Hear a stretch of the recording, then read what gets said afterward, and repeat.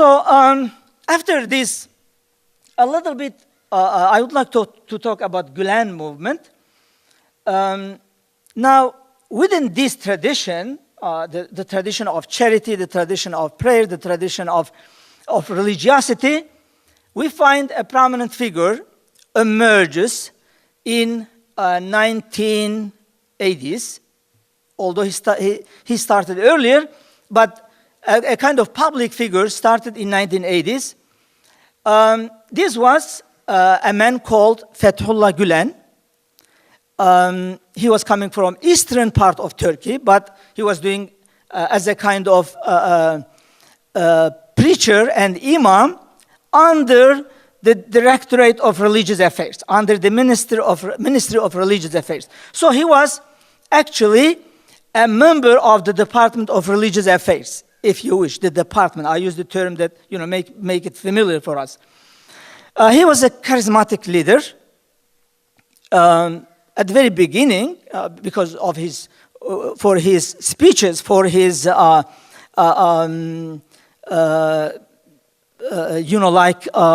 preachings, you would see maybe 5,000 people would come to listen. Sometimes 10,000 people. People would come from 500 miles away to listen to his talks.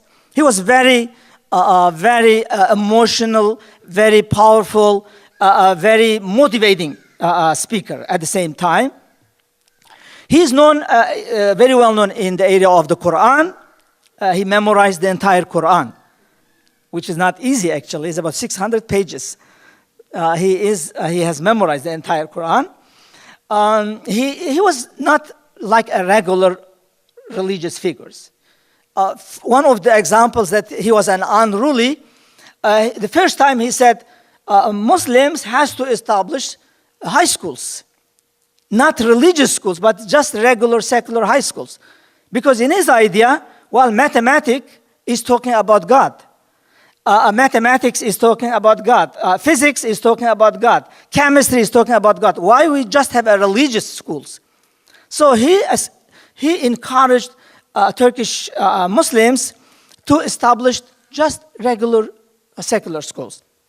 And in fact, he became very successful.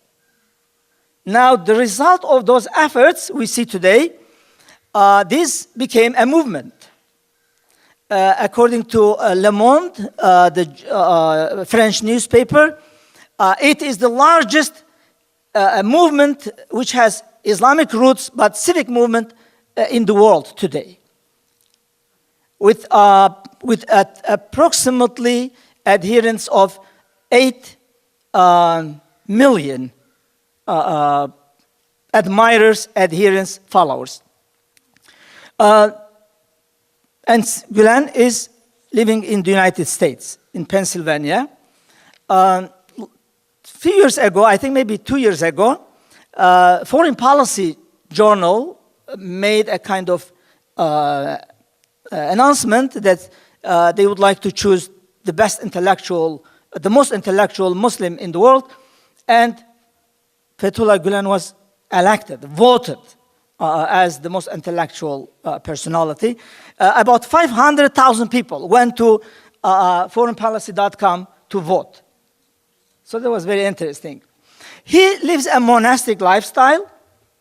Generally, he never married. Sorry, again, I'm getting away from this. He's very well known with his Sufi tradition, mystical tradition. In fact, I wrote an article on him. I try to situate his case, whether he's considered in a classical sense a Sufi, a mystic, or not. So I found a solution, and I said, a Sufi in his own way. Actually, he is a Sufi, but not in a classical sense. So if you have time, you can Google my article, A Sufi in His Own Way. It comes. Actually, you can read it. So the movement became very popular in Turkey. People started to support. Among the supporters of the movement, not only Muslims in Turkey, actually, some even non-Muslims. I just read in an article that a Jewish businessman, for example, supported one of the schools of the movement in Moscow, because it was very much contributing to the culture there and bringing Turkish culture to that place. So the Jewish businessman decided to support this school. Graham Fuller also wrote a book on the movement, not directly on the movement, but has a very good information on the movement. It's called The New Turkish Republic. Again, if you have time, you can look at this book as well. Some sources for your further reading. There are some reactions to the movement, negative reactions and positive reactions. Some people consider this movement as very open to the world. So not enough Turkish nationalist. Some accusing the movement being actually not enough Turkish nationalists, because the movement is open to all around the world. This is why some people are against it, even in Turkey, especially some people who were pro-military coup. They did not like Gülen somehow. They accused him of being a secret rabbi. Unbelievable. Actually, as a picture for you, he has, yarmulke on his hand. So some people, in order to degrade his position, Islamic position, they say he's a secret rabbi.